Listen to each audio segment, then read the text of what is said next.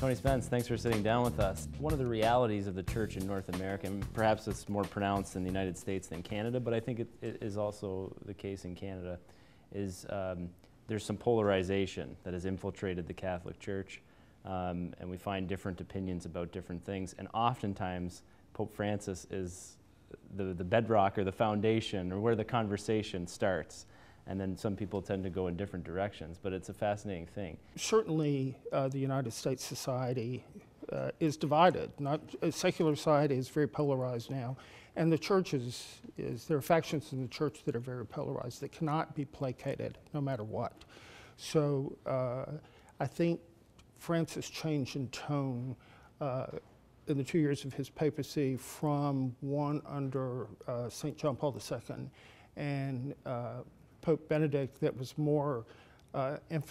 had more emphasis on doctrinal aspects of the church, and that had its time.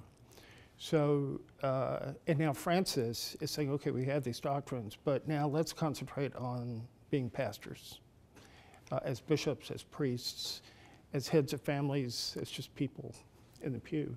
And let's look at it that way. We have the law, but the law lives in service of the people, not people in service of the law. Since Pope Francis has been elected, it's been fascinating that we see a growth within the secular media with a sort of a presence. There's some kind of presence. They're putting resources and time and energy into covering not only Pope Francis, but the Catholic Church more broadly, because they see it as a significant player, maybe a relevant player in the world today.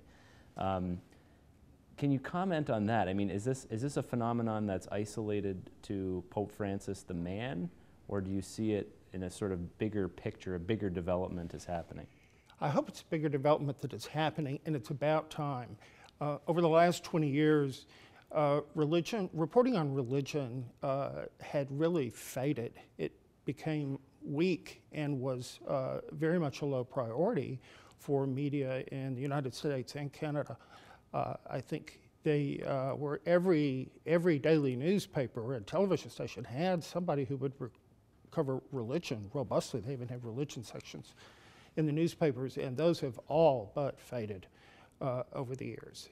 And then religion reporting falls to, well, whoever's, the slot guy on the desk, no matter if they have any expertise or any depth of knowledge about it at all. You certainly would not send, a sports reporter to cover Wall Street, but they'll let anybody cover religion, it seems.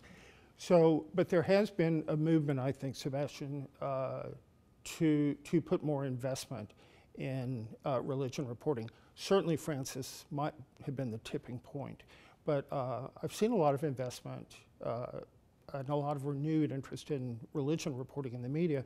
Here in the United States, the two best examples, I think, are the Boston Globe, which had a new owner, and that owner decided to invest in a new standalone online publication, Crux. And fascinating, a secular media outlet in Boston, which is traditionally very Catholic, but has dealt with some of the most serious scandals of the Catholic Church as well. So there's a great resistance to the church as well there. So it's right. It is a great irony that started in Boston. It is, the second is the Wall Street Journal.